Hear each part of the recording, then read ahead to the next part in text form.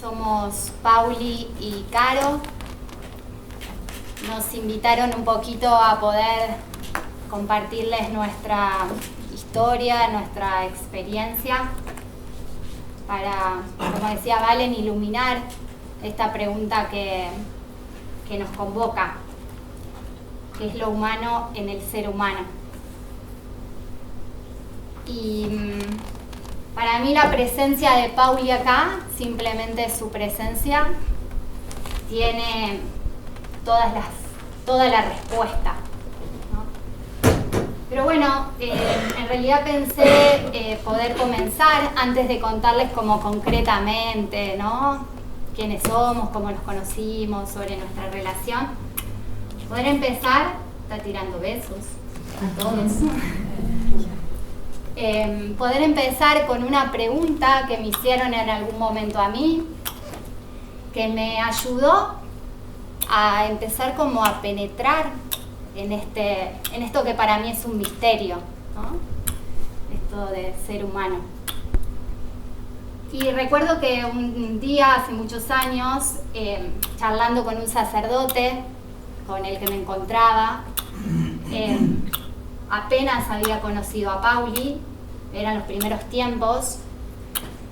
Yo seguramente él en la charla me escuchó durante bastante rato hablar sobre Pauli,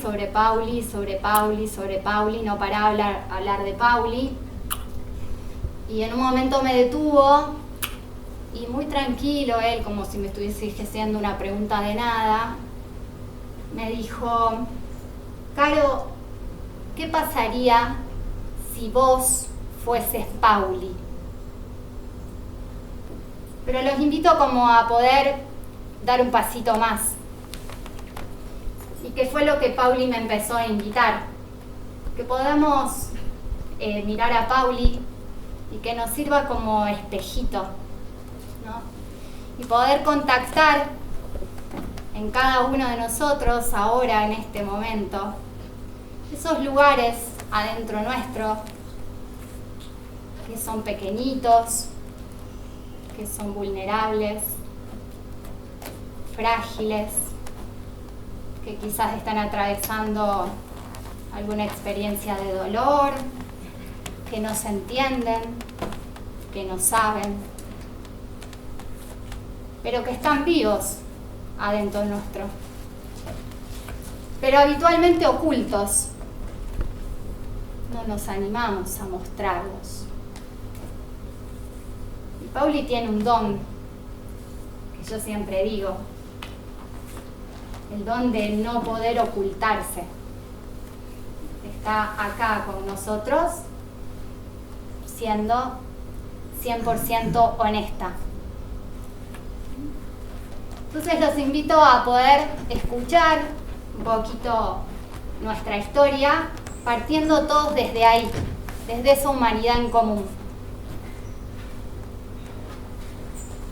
Bueno, les voy a contar un poquito de mí, como por dónde venía yo, después por dónde venía Pauli y cómo nos encontramos. Yo soy del interior de Córdoba, de San Francisco. Viví ahí hasta que terminé la secundaria. Mi niñez, mi adolescencia. Tenía una vida normal, dentro de los parámetros de normalidad vigentes. Amigos, familia, mamá, papá, una hermana mayor, escuela, clase media. Ninguna situación de vida que podía como llamar la atención. Y como para ser como muy simple, muy sencilla y sintética en esta partecita, como lo que más me podía describir a mí era que era la típica chica 10. Era como que era brillante un poquito como en todo. Era como brillante un poquito en todo, ¿no? Y hoy lo digo como con mucha naturalidad. Era divina, una hija divina, una amiga divina, me iba excelente en el colegio, era abanderada, iba a la parroquia, solidaria, generosa, era como la que recibía todos los aplausos que había, era como perfectita, ¿no? Y yo lo vivía como muy naturalmente. Sí, eso te me ríes. Yo contaba ese cuentito y me lo recreía. Era así, ¿no? Para mí naturalmente era así. Sí, naturalmente era así. Para mí estaba bien eso, y estaba bien cada día poder ser una mejor versión de mí. Si había algo que no me cerraba, esforzarme mucho para que eso no pasara. Pero bueno, eso era lo que se mostraba, ¿no? Eso era lo que se veía. Pero por detrás, que eso no se veía bajo ningún aspecto, no había ninguna posibilidad de que eso pueda ser visto por nada ni por nadie, estaba totalmente clausurado en mí, había un mundo interior absolutamente caótico, atravesado por mucha tristeza, por mucha exigencia, tristeza, angustia, frustración. Era como que nunca era suficiente, a pesar de que se veía todo radiante, adentro mío nunca era suficiente. Y eso me traía una gran tensión entre lo que mostraba y lo que realmente era real en mí, que lo vivía como con mucha soledad, porque para mí estaba bien mostrar lo lindo y lo que no se veía lindo no había que mostrarlo. Y así funcionaba, y funcionaba así. Imagínate que todos me aplaudían por ser buena, excelente alumna, así que parece que venía bien la cosa si recibía la aprobación, ¿no? Y yo seguía viviendo esta diferencia adentro mío, no mi principito, por favor. Bueno, todo funcionó más o menos bien, a veces detonaba circunstancialmente, enfermándome, me restablecía y seguía andando espectacularmente. Y a mis 18 años algo pasó, ¿no? Hubo algo que se derrumbó. Todo lo que yo hasta en ese momento no hacía mucho esfuerzo por no mostrar de mí, se puso en el escenario a pleno en un momento. Me preparé para ingresar a medicina. Nosotros en el interior habitualmente nos vamos a estudiar en la ciudad más cercana. Me fui a Córdoba capital a ingresar a medicina. Otra cosa no podía ser que no sea médica. Y era un examen muy exigente, eliminatorio, donde nos inscribimos con 6.000 alumnos y ingresamos 90, en la cual claramente yo ingresé. Se quiere ir a la tierra, nos vamos a quedar acá juntitos. En el cual claramente yo ingresé, no había chance de que no ingrese. Y bueno, pero simplemente rendí y ahí ya no tengo más explicación, pero todo lo que hasta en ese momento podía controlar en mí no lo pude controlar más, y empecé a llorar una mañana y no paré más. Simplemente no pude continuar, ¿no?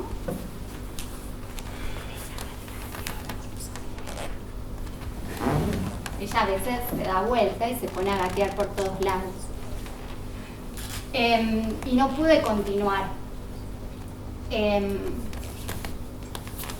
Yo estaba absolutamente sorprendida de lo que me había pasado. No entendía nada.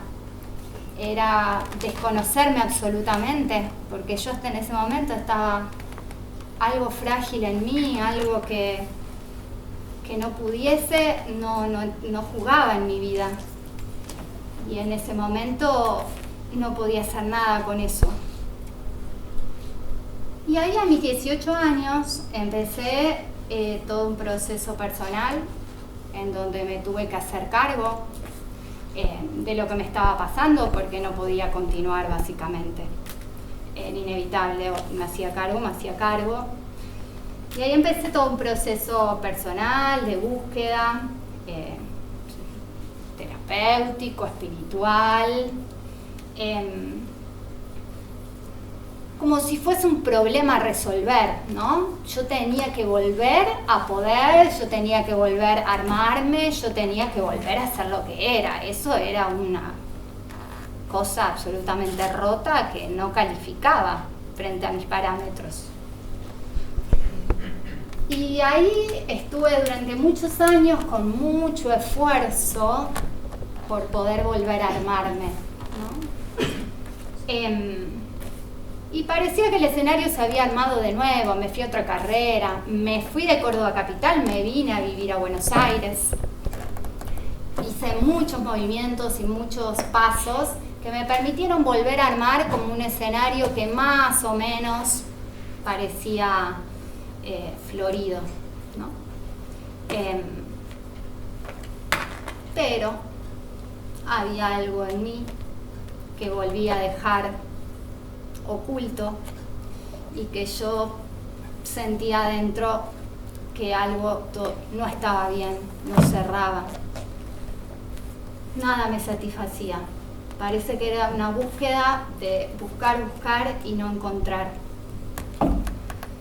Eso sucedió hasta mis 25 años. Fueron 7, 8 años de mucha búsqueda vocacional, porque era que yo no, era vocacional esto, vocacional, por todos lados. Y estaba muy cansada.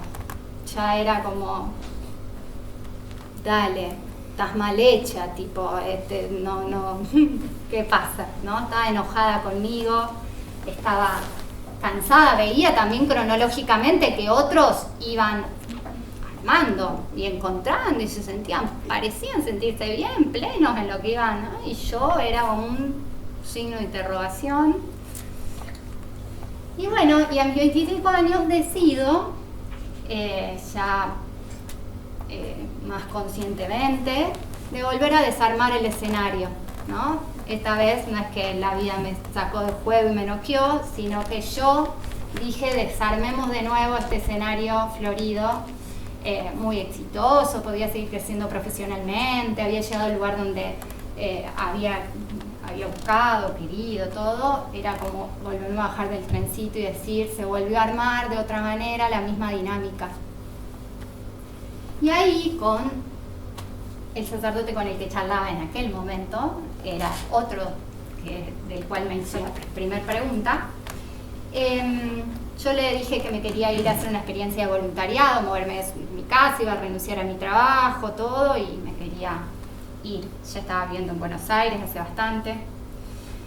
Y ahí fue como me fui a vivir un tiempo al Cotolengo Don Orione de Claypole. Es importante decirles que yo no tuve ninguna intención de dirigirme al Cotolengo Don Orione de Claypole. Simplemente fui. Habían surgido como muchas opciones, encajó la del Cotolengo de Claypole y fui allá. Fui conducida, ¿no? Sin ninguna intención. Yo no sabía más ya qué buscar ni dónde buscarlo. Y ahí llegué. Para los que lo conocen, es una institución donde viven personas con discapacidad, bastante grande, 400 personas en su totalidad, pero están organizadas en hogarcitos. Y a mí me destinaron al hogar Brian Mujeres, donde vivía Pauli.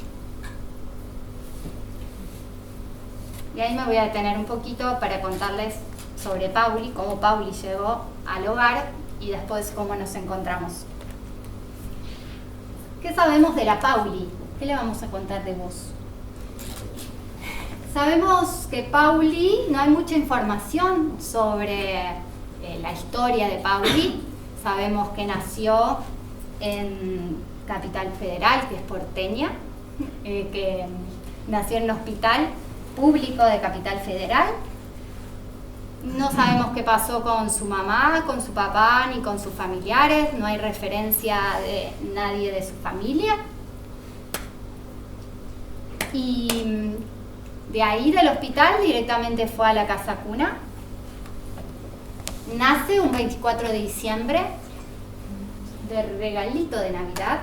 Nació la Pauli, nace un 24 de diciembre en un hospital público, de ahí a la casa cuna. Y la casa cuna más o menos tenía a los niños hasta los 5 o 7 años. Y así fue como la Pauli estuvo hasta los 7 años ahí. Y en el 89, hago bien el cálculo, sí, en el 89 va al Cotolengo de Norione, la derivan al Cotolengo de Norione. A este hogar, al hogar de mujeres. Y vive ahí desde entonces, desde sus 7 años. ¿Sí? Yo la conocí cuando tenía más o menos, ¿sí?, 26 años. Tenemos la misma edad, somos igualitas en edad. Y ahí nos conocimos. Yo llegué al hogar y ahí estaba la Pauli, viviendo con 30 chicas más. Debo reconocer que cuando llegué al hogar, la vi a Pauli. Pauli estaba en un lugar particular del hogar, que era un pasillo de paso. Pasaba bastante tiempo en la cama también, pero cuando estaba levantada, estaba ahí, en ese pasillo. Y no era para nada amigable, amiga. No me surgió ninguna iniciativa para acercarme a ella. Estaba en su silla de ruedas, impactándose muchísimo contra su silla de ruedas. Tenía un movimiento muy fuerte y muy violento. Parecía que su silla de ruedas se iba hasta a dar vuelta de la fuerza que tenía al pegarse. Se pegaba mucho en la cabeza, muy fuerte. Y por este movimiento que hacía era necesario muchas veces tener amarrada su silla a un barrote en la pared, porque si no su silla tenía vida propia. Entonces ahí estaba la Pauli, así como la represento, grandota, muy seria. Ahora está más simpática. Muy seria. Y desde su lugar, lo que intentaba todo el tiempo era extender sus manos, que yo digo que tiene como una prolongación, porque parece como se le alargan para atrapar. Y intentaba atrapar a todas las personas que le pasaban cerca. Ese era un lugar de paso. Brazos tentacularios, le digo yo, que parece un pulpo agarrando gente. Y todos ya la conocían, pasaban cerca de ella y sabían cómo zafar o sabían cómo pasarle lejos. Nuevita, le pasé cerca la primera mañana, recién llegadita, y ruk, me llevó, me atrapó, como digo yo, con esta mano que tiene como una fuerza importante, y me atrapó y me llevó cerca de ella. Y yo lo único que pude notar es que en el mismo momento que ella logró retenerme, se serenó y quedó quietita. Entonces era como una cosa incontrolable de movimientos, y en el momento en que me retuvo y me apoyó contra ella con toda su fuerza, se serenó. Y yo ahí ya no tengo mucha más explicación de qué me pasó. Simplemente yo empecé, algo se despertó en mí en ese momento, y yo empecé a tener ganas de pasar tiempo con Pauli. Era recopado todo el hogar, todas las chicas, había un montón de cosas para hacer, desde las 6 de la mañana, el hogar tiene como una intensidad heavy, todas demandan algo, pero yo quería estar con Pauli.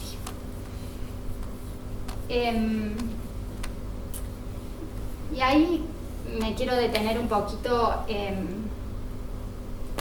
para como resaltar la relación, ¿no? La relación, como le digo yo, como lugar de revelación, ¿no? Donde a mí el encuentro humano me reveló todo aquello que yo venía preguntándome, ¿no? Y en esta relación que se empezó a dar con Pauli, en esto que yo no entendía qué era lo que a mí me convocaba de Pauli, pero había algo muy claro que a mí me atraía de ella. Era como que a mí me había quemado todos los papeles, me volaba la cabeza, no entendía, no podía hacer nada. ¿Qué pasaba ahí? Si para mí la realización de mi vida o lo que tenía sentido era ahí donde yo más podía, más era capaz, más, ¿no? ¿Qué pasaba acá? Y al empezar a desear tanto estar con Pauli, a querer profundamente, a celebrarla tanto, a ella así como era, yo digo que de alguna manera empecé a creer que capaz yo también podía ser querida, ser aceptada, ser recibida, con todo eso que yo no podía mostrar de mí. Eso más humano, más real. Y recuerdo que un día un chico, así en una charlita como estábamos con ustedes, me preguntó: ¿vos cuando encontraste a Pauli, encontraste lo que buscabas? Y lo que yo siempre digo, que encontrar a Pauli me permitió encontrarme. Pauli como que me puso a la vista y me permitió entrar en relación con todo lo que yo no podía relacionarme de mí. Y aprendí a relacionarme conmigo, relacionándome con ella. Y capaz había cosas que en mí nunca cambiaban, y capaz había cosas que en mí nunca se entendían, y capaz había cosas en mí que nunca eran suficientes. Y estaba todo bien, porque la pasábamos tan bien juntas. Empezamos a jugar, empezamos a descubrirnos, a conocernos, a pasar tiempo juntas, a estar juntas. A Pauli me daba cuenta que no le importaba nada de lo que yo creía que era importante de mí. No le importaban mis reflexiones sobre la vida, no le importaba si hacía muchos años que buscaba, que no buscaba, si había encontrado, si no había encontrado, no, estábamos juntas, así como éramos.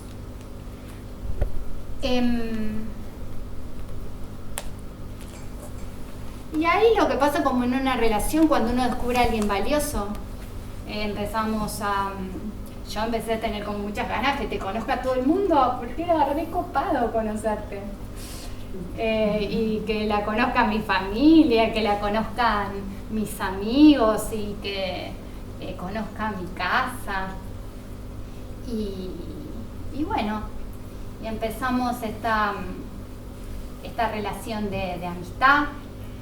Sí, somos amigos. Esto que para mí fue tan revelador y tan sanador en mi vida, de poder visibilizar todo lo que tiene Pauli para enseñarnos acerca de humanizarnos.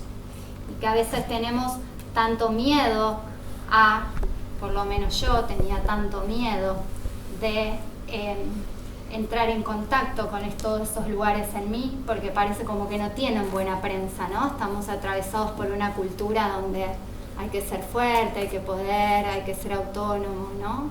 Pauli nos ancla en un lugar donde la vida se siente, se manifiesta, se atraviesa. Estamos frágiles, vulnerables, necesitados. Y esa humanidad donde acontece la vida, ¿no? Que en la mayoría de nosotros a veces no está a la vista, está como en nuestra intimidad, escondidita.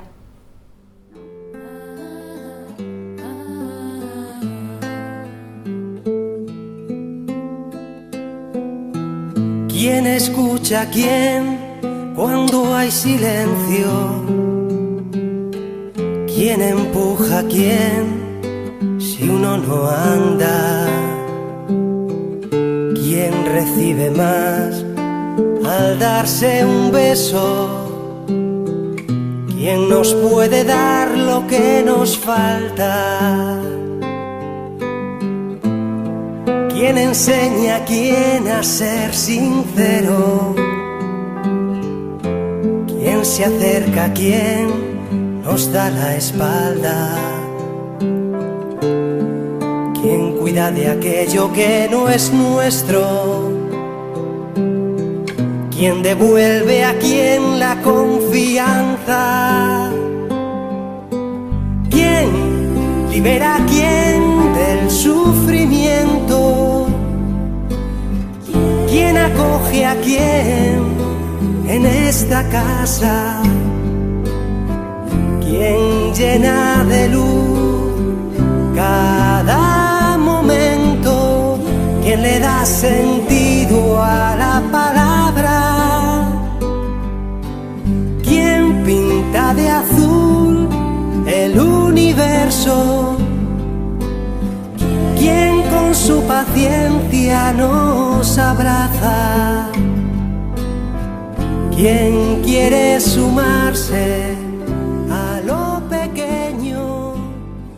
¿Quién mantiene Poner la fragilidad en el centro de vivir juntos es invertir el orden natural de las cosas.